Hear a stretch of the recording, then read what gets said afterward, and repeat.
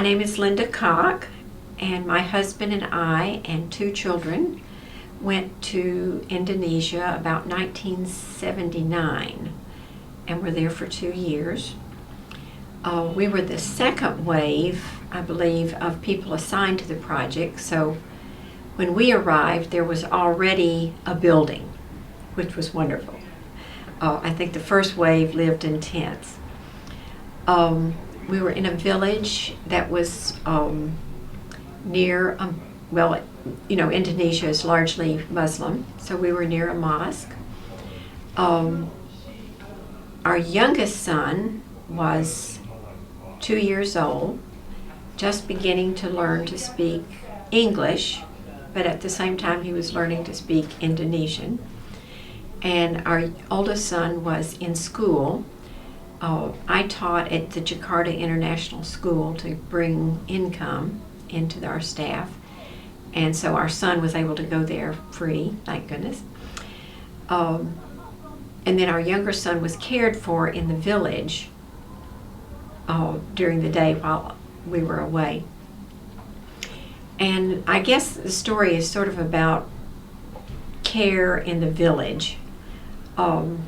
Our son's name was Jeremiah, named for the prophet Jeremiah, and who was a symbol of our Fifth City project. And the villagers fell in love with Jeremiah because he had fat cheeks, and he was the sign of a healthy baby.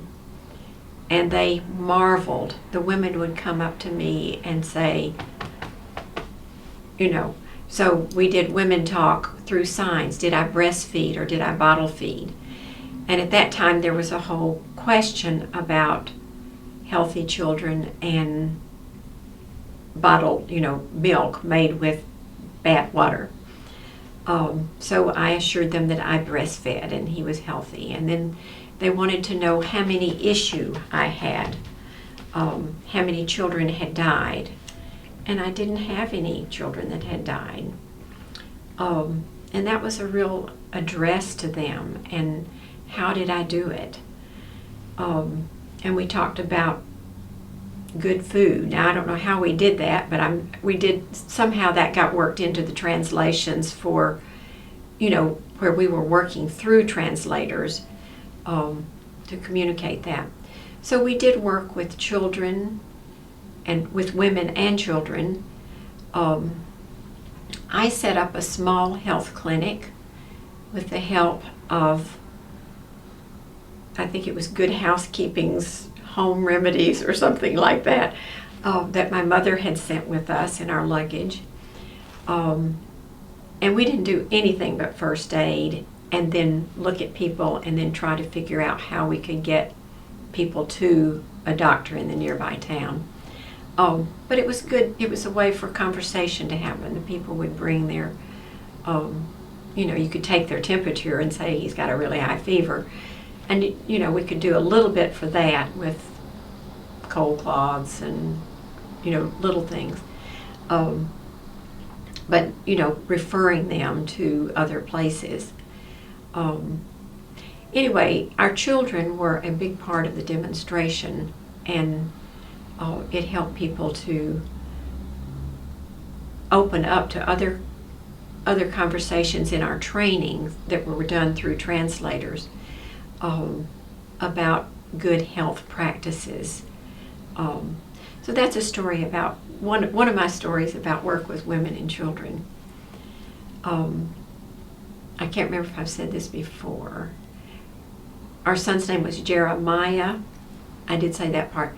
The village, the head of the village was called Ajaro, Jaro, and Mia is an Indonesian name.